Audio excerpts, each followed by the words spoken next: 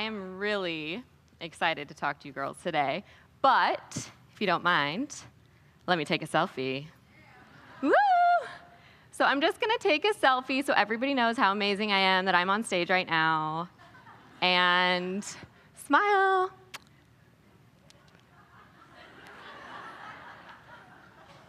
Perfect, okay. Time for filtering. Ooh, oh yeah, skinny filter, tan filter, prettier than I really am filter. Let's stick with, I'm gonna go lo-fi. Lo-fi is just like a classic, you know. All right, now for the caption. So humbled up here, you know. Just about to speak on selfies, but first, let me take a selfie. Hashtag I woke up like this. Hashtag blessed. Hashtag girl world. Hashtag love anchored. Hashtag outfit of the day. Right? Isn't that our world? Don't you love the selfies and the posts and the Instagram and the Facebook? They make us look just a little bit better than we really are, right? Like a little bit prettier. I have this great quote. Thank you, Instagram filters, for you have helped me put out many works of photographic fiction that make me appear cooler, tanner, and thinner than I actually am. Natural lighting may be my nemesis, but lo-fi is my BFF. Lilas, for those of you who don't know, Lilas is love you like a sister. So you can hashtag that any old time you want. Actually, what's really funny is I was backstage in the bathroom. I didn't actually have my phone, but I was, putting on lip gloss, and then I was trying to go like this and pretend and see, what it would look like and whatever. And then I turn around, and a security guy is like this. And I go, oh, no, I wasn't doing that. I'm going to do that on stage. And he's like, yeah. I was like, no, but really, like, I don't care what I look like. I was practicing. And he's like, okay, well, bye, like, good luck. And I was like, dang it, I can never ever win here. So today I'm gonna talk to you about self-image. And some of you, if you were here last year, you saw me run on the fake treadmill, and I actually wanted to ride that bike. And last night, Allie, who founded Wonderfully Made, popped the back of the tire because she did not want me riding on the back. I was like, are you serious? I really wanted to do that. If I couldn't be on a fake treadmill, right, I should be doing something crazy. But maybe I'll do something later, I don't know. So what's so crazy about social media is that we all do it, and we all use it, and we all have a lot of the same experiences, but we're still like a little embarrassed to talk about it, right? Like back maybe like 6 months ago, a year, if someone went on a vacation and then you saw them in real life, but you'd already looked at their pictures, and they were like, well, I just went on this vacation. You're like, oh, cool, where'd you go? But really, you know where they went, you know who went, what they ate, what outfits they wore, you know everything, right?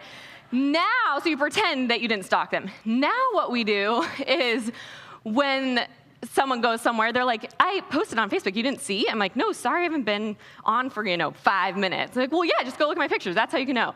So we've kind of changed from being a little bit embarrassed about the whole world of it, and now we're like more open with our stalking skills. It's scary, but it's true.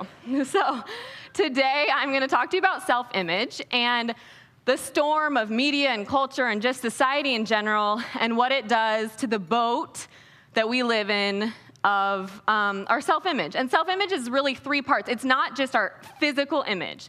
It is part of that, but there are other things. So it's 3 parts. 1 is our appearance, how we look. 2 is our personality, so what our character traits are like and just the kind of person we are. And then 3 is our abilities, so what we can do. Okay, so it's how we look, what our personality is like, and then what we can do. And society and media have something to say about all of them. Every single one, they will tell us, you need to look this way, do this, and be this kind of person to be happy, beautiful, loved, worthy, etc., right? So for most of society, the mass media provides the content from which we develop our sense of self, the nature of our relationships, our view of the world, and our deepest values and concerns.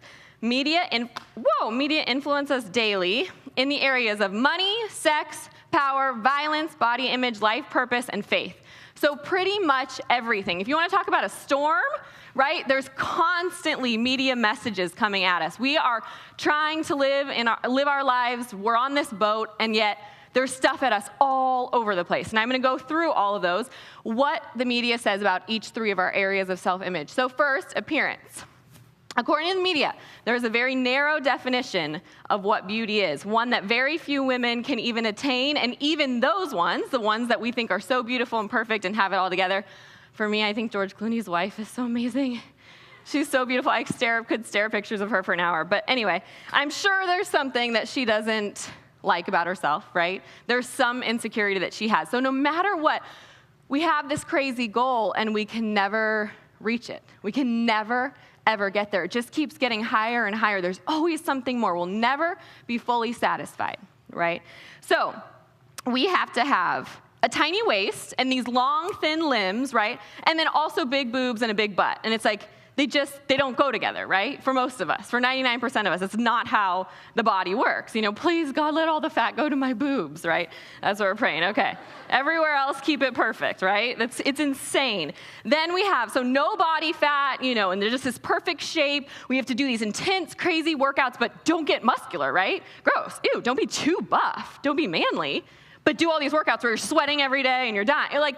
It's crazy. Everything the media tells us, the storm washes us one way, and then the opposite message comes the other way. And we're just stuck in the middle, not knowing what to do, right?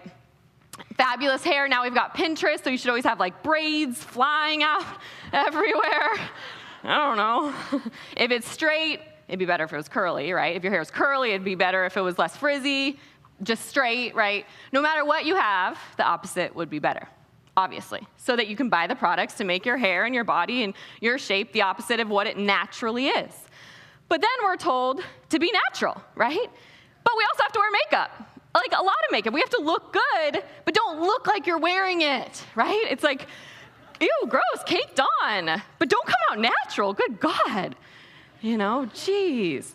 And then we need this fabulous tan skin, but all the messages are saying, but sunscreen, sunscreen. It's like, okay, all right, everybody, forget it. No sunscreen, all right, self-tanner, go, go, go, crazy, self-tan all over the place. So we've got splotches everywhere, just trying to look natural, but not be natural in any way, shape, or form.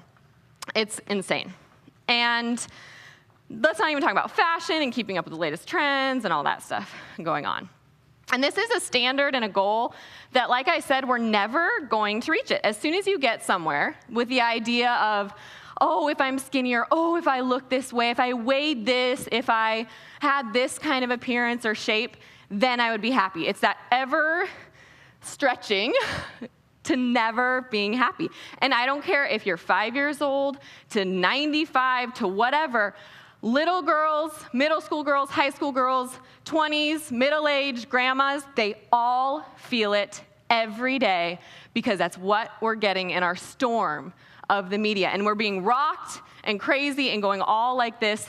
And there's one thing, one man, one amazing truth that we want to tell you today. The only thing that will not take you through a storm, he is the refuge from your storm, is Jesus. And he says, calm this storm, quiet your soul. And the world, the media is shouting, right? We cannot get away from it.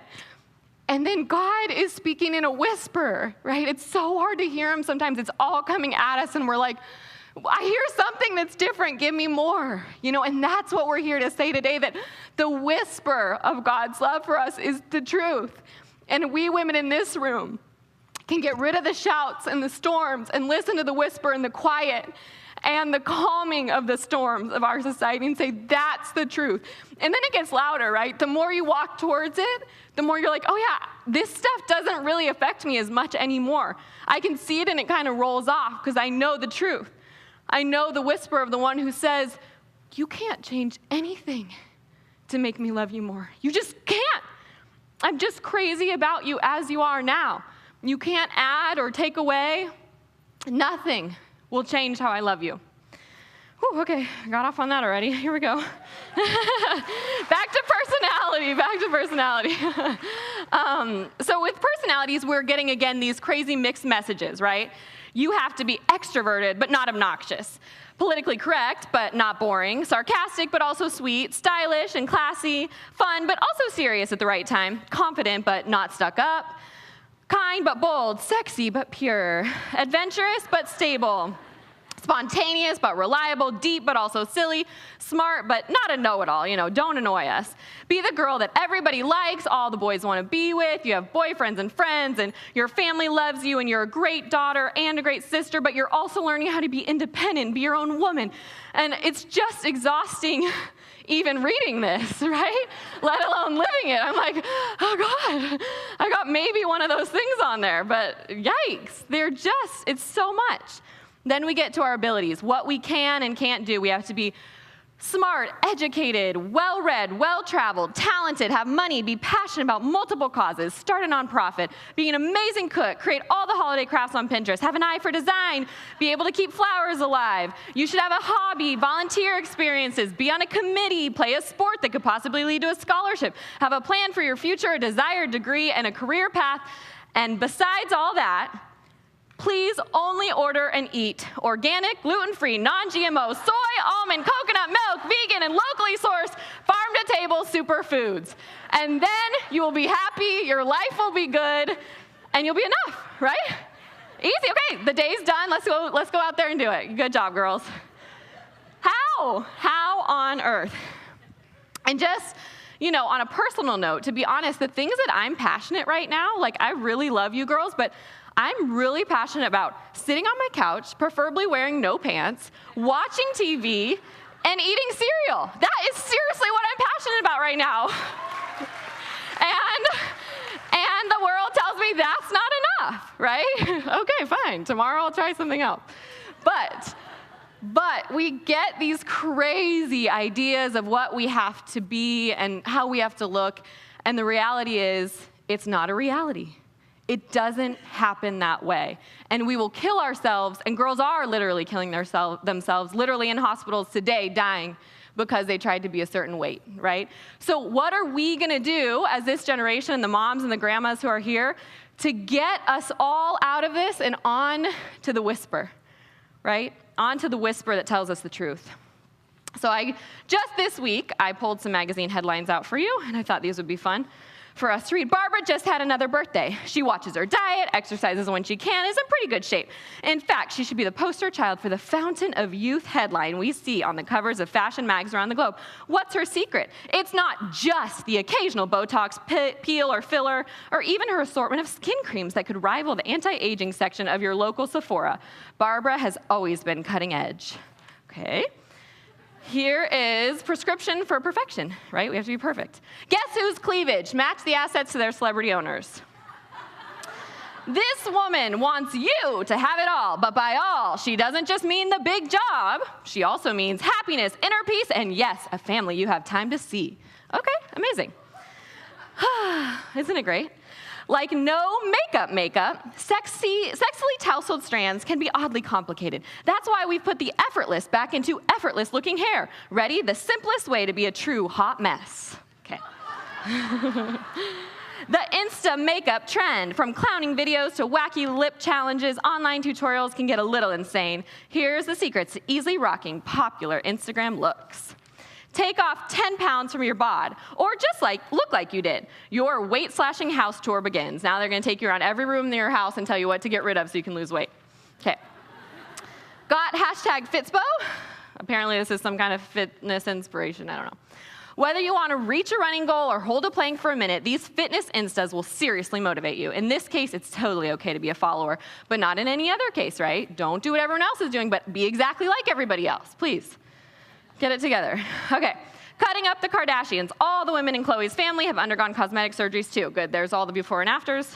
Fountain of Youth. These stars get more beautiful with time. Here are some of their secrets to looking fabulous. This is my personal favorite. What he thinks when you're being emoji-null. The kissing face, the smirk, hard eyes, all those faces could translate so many ways. So before you hit send on that text, turn the page to find out if you're giving guys the right message, right? Okay, there we go. And that was just, I took maybe 4 magazines from this week. You look through any, and you can laugh at the headlines if you're willing to. If you're thinking that you need to be like that, then you're in another trouble, another place. And these are just the storms that I've faced, that maybe some of you face, that we see from the media, and each of you can have your own personal pressures, your own personal added things in your storm, right? You've all got something even more beyond just these basic things that you have to be doing, right? I'll tell some of the moms what basic means later, actually. For all you middle school girls, high school girls. Okay, so what happens to this is we get stuck in our storm, and life is crazy. And we can survive in a storm, right? If it's raining outside, we can walk outside and we'll live. We'll get wet. It's cool. It's fine. But it's not the best place for us to be, right? The best place for us to be is in safety, comfort. It's a refuge, right, from that storm. And that is what God provides for us. And he's the only one that does, because every single person in your life is going to want something from you, right? They're going to expect something. And if you did this a little bit more, a little bit better, you'd be even better. So just do it. Why not? Keep going. This never-ending cycle of trying to be better, trying to be more, trying to be perfect. Media and society are, I think the best word for me to describe it, they're harsh. They're very harsh on us, right? Because they want us to buy the products and do all the things that we should be doing. One day it's this diet, the next day that diet is so stupid. Why did you kill yourself that day doing it? Now do this diet, right? There's always something more. They're harsh. They want us to whip our bodies into shape and only eat this and not have any fun because we're waking up at 5 to go to the gym, to do this, then to have our career, then to have a family, then to go to school, then to everything. It's crazy. And they're harsh on us. And if you walk away with anything today, my hope is that it's this: God is tender. He just looks at you with a tenderness that we cannot even fathom. It's the way that a mom looks at her new baby, just, oh my gosh, enthralled. This tenderness that we can't even fathom, that he's saying, you can't do anything more. I am so tender towards you. And we're so harsh on ourselves, and other people are so harsh on us. And the media and the world and all the messages are so harsh. And God's saying, hey, if you come over here, I'm all about everything you got going on. Every curve, every cellulite, little whatever, dimple, all your personality traits. I'm nuts about every single one. Come here and let me tell you. Let me show you how tender I am towards you. His heart towards us is that he would wrap us up in everything that we might assume are flaws. Right now, that's a kind of a trendy thing, like, love your flaws, blah, blah, blah. Well, the Bible says, all beautiful you are, my darling, there is no flaw in you. He doesn't even see a flaw in you. So the thing that the world says is a flaw that you need to learn to love and accept and blah, blah, blah, God doesn't even see a flaw. He's like, I made you, there is no flaw in you. All beautiful you are, my darling, no flaw in you. And that is a very tender message for women in a harsh world to be hearing, right? Okay. Whew. Get on my little something. All right. So I found this verse just 2 days ago. It was so amazing. In 2 Samuel, God does this. He reached down from on high and he took hold of me. He drew me out of deep waters. The Lord was my support. He brought me into a spacious place. He rescued me because he delights in me. Isn't that amazing? In this storm, I just think of this big, huge, amazing God going, oh no, girl, I got you. I got this. You come to me, and I will show you how very tender I am towards you.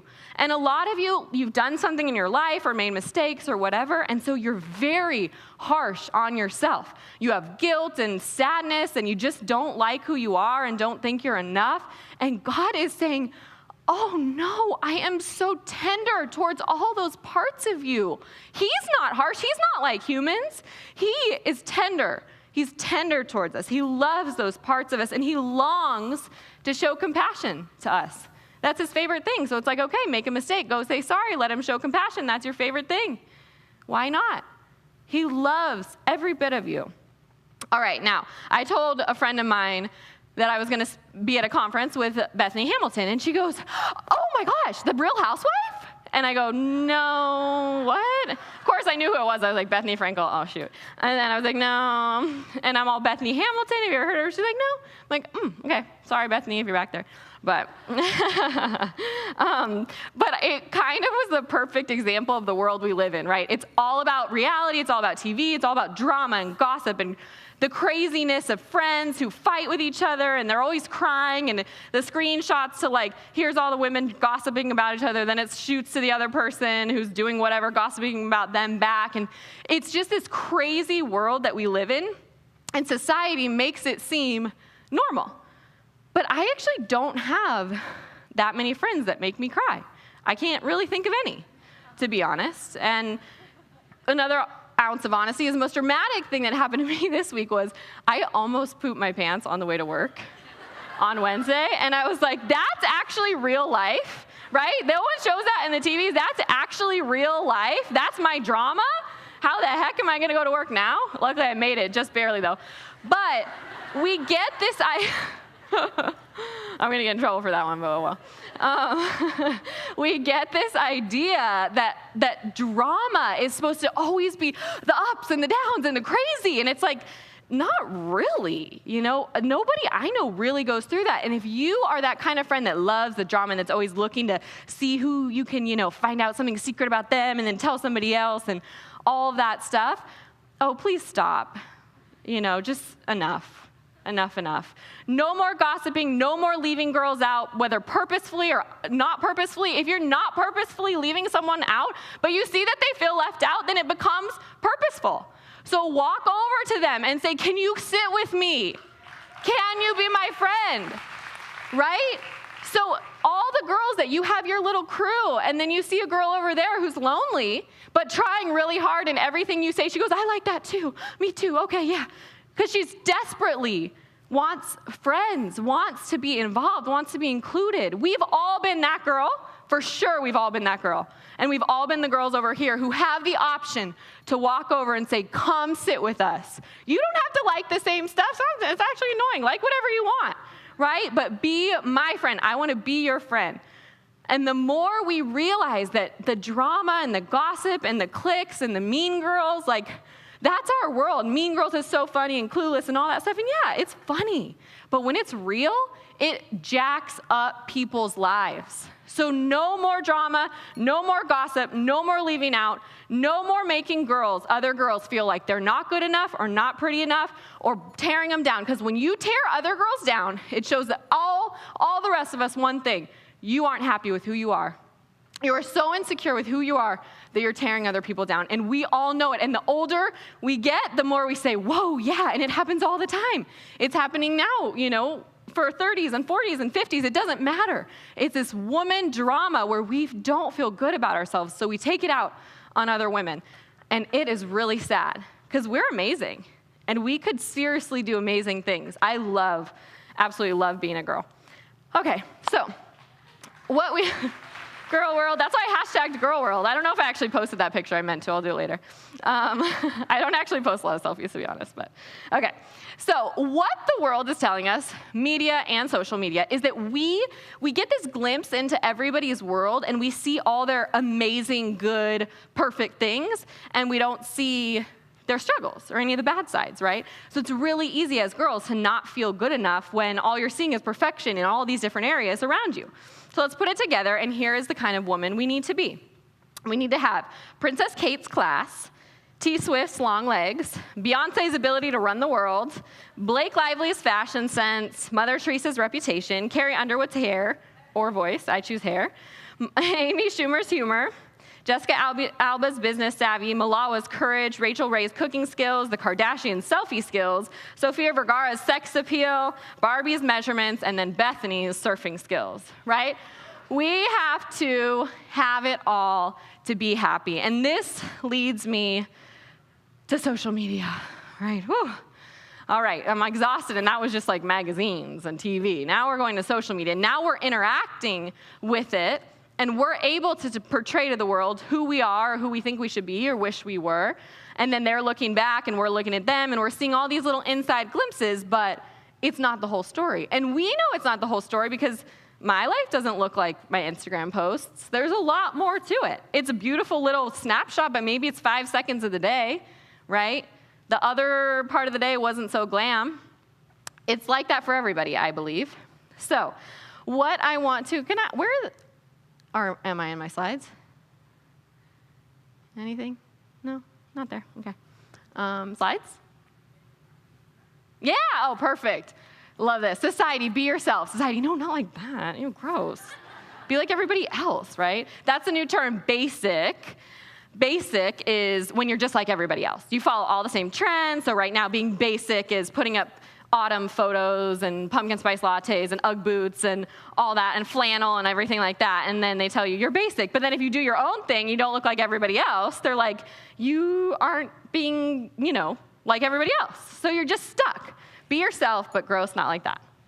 Okay, next one. Because what I want to talk about first, okay, perfect. How many of you, where's my phone? How many of you woke up this morning and the very first thing, maybe the second thing you did was this?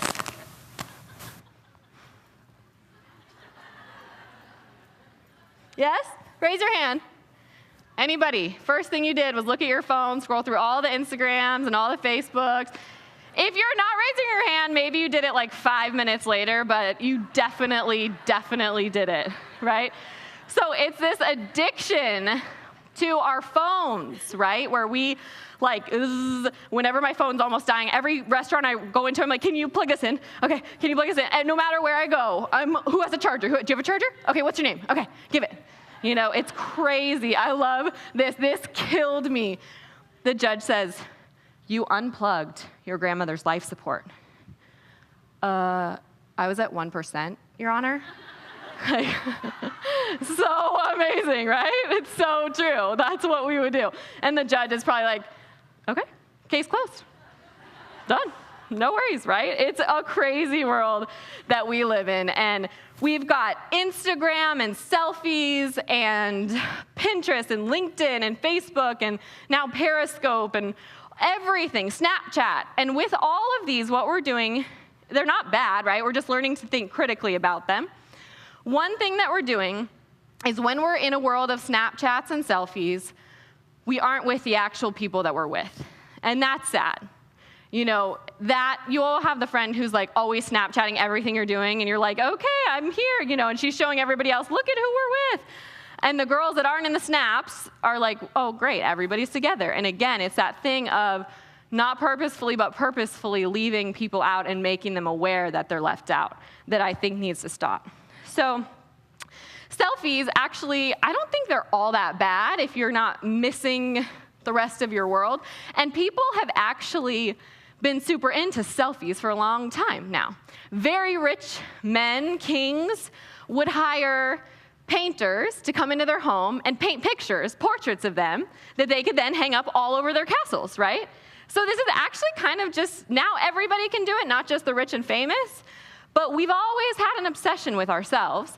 And if you've ever been to a third world country and you're playing with the kids, they're obsessed with digital cameras and your phone. And so they want you to take a picture of them and they just want to look at it. And they're like, it's me in a camera. And it's like, we have this desire to be beyond just the moment. We want to be preserved. We want to be able to see something beyond. So the desire of humanity to love a legacy beyond is fine. I mean, a lot of our selfies are like 20 a day, so it's not much of a legacy.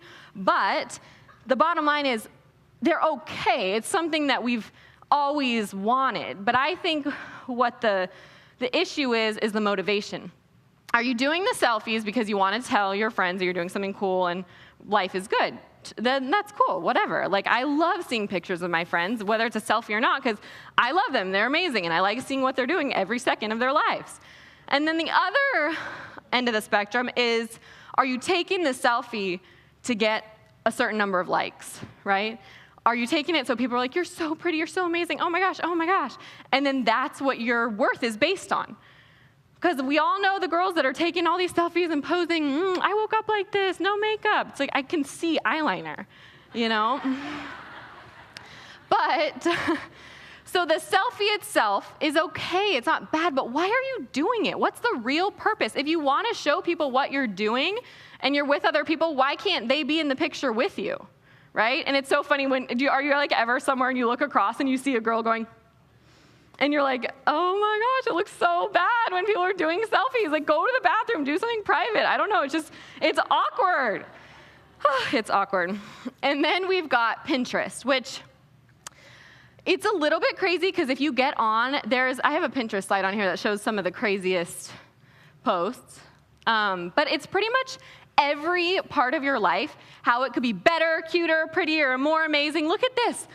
I think I just wrote like fitness or health or something. These are what came up. Skinny rules, blah, blah, blah, how to be sexy, how to get skinny. It's crazy. Pinterest has become another way where companies and marketing and advertisers can just tell us what we need to do and who we need to be to become better and more beautiful and more worthy, because then we'll be happy. And we all know that it just doesn't work. It just doesn't work. Facebook. We all know Facebook. Facebook's so old. Come on, we're all on Instagram now. But what we're doing with selfies and Instagram is we're showing a world that is partly true, right? It is our world, but there's so much more to that. And again, it's fun. It's awesome. Like I can do a whole talk on it. It's ridiculous. But it's all about the motivation. It's all about the, why am I doing this? Why am I posting this? And when I'm looking at other girls, am I saying, they are so perfect? Why are they so amazing? It's the way I feel when I look at George Clooney's wife. I'm like, why? How? Who exists like this? How did you do it? It's knowing that that's not true, just the way that your selfies and your little posts aren't the full truth of your life. We cannot compare our real life to other people's fake lives. Okay, we're going to always be on the self-worth and the self-image. We will not ever have that steady, safe boat among the storm of all the messages. And we try to project what we want people to think we are, right? Sporty, naturally beautiful, fashionista, volunteer, good Christian, or a mix of all of them. And what we post is part truth, but not always the full truth. So we have to remember this. We have to be thinking critically when we're looking at other people's posts, right? And say, okay, that may be what she's doing, and she may really look like that, but it's all right. It's not the whole story. There's more to it. It's not what I need to compare all my truth and all my real moments from waking up to going to bed and everything in between, right? So what I want to talk to you about quickly as a conclusion are a couple simple things, and I've already alluded to all of them. One, every single woman and girl, it doesn't matter how old you are, has dealt with not feeling good enough, not feeling pretty enough, and not feeling like you have friends that know the real you. We've all dealt with it, every single woman in this room and beyond. So if we could all join together, knowing that we've all felt like that, and move forward with encouragement and love and tenderness, the tenderness that we've gotten from God to give to other women, life will be so very much better. So number one, I want to talk about the no comparison, and that is this slide. It's admire someone else's beauty or whatever they're doing, or their fancy house, or their clothes, or their cute boyfriend, or whatever it is. We can admire all of those things about them, and we don't have to question our own worth. The two are not correlated at all. We can say, that is so amazing. And if you don't feel like that, say it out of your lips and see how long it takes for you to start feeling like that. That is so amazing. I'm so happy for you. It really doesn't affect if I'm nice or pretty or enough or whatever, right? It's different. They don't coincide. And what screws us all up is thinking, here's the thing that we have to reach, here's the reality, and then it always falls short, right? And the reality is your reality. What do you do every day? What do you look like? That's your reality. Nothing more. There's no more expectations. God says, you now, just the way you are. Last week, a friend of mine goes, why have you like always loved God? I go, because he's obsessed with me. Why would you not love somebody that's totally nuts about you? Like, we all like people that like us.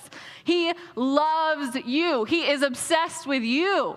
The answer for you then is to say, whoa, yeah, I'm totally on board with someone that's nuts, crazy, in love with me and wants to give me the world and be my refuge, right? Be my tenderness. Be the place where I can say, everybody else tells me I'm not good enough, not pretty enough, need to weigh this, look this way, and do all these things. And then my whisper says, no, you don't. No, you don't. You be who you are, exactly who you are, how you look and what you do and exactly what your personality is, whether you're too loud or not.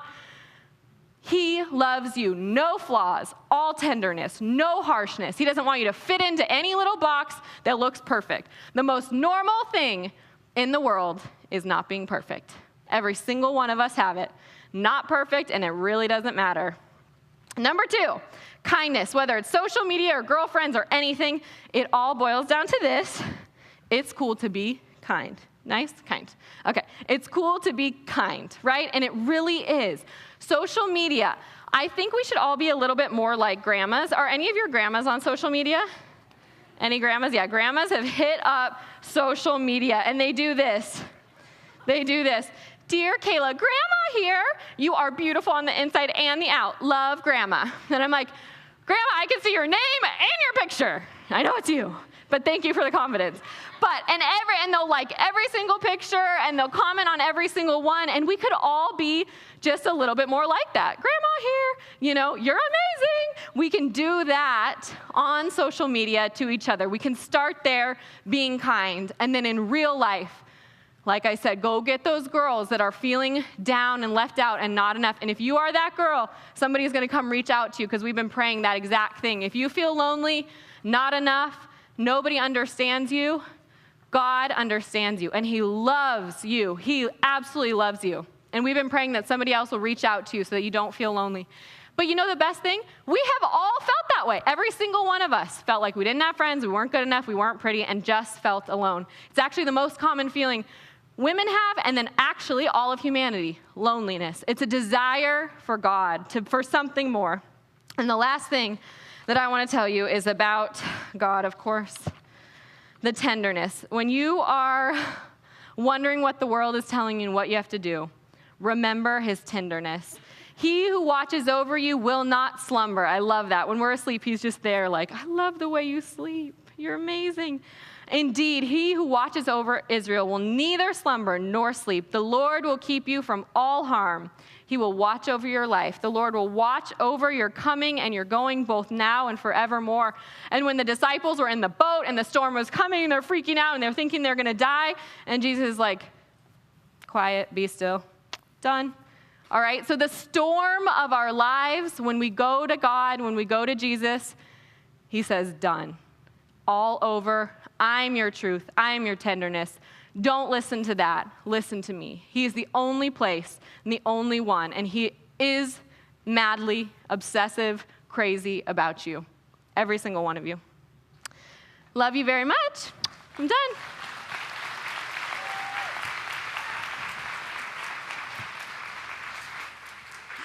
Thank you.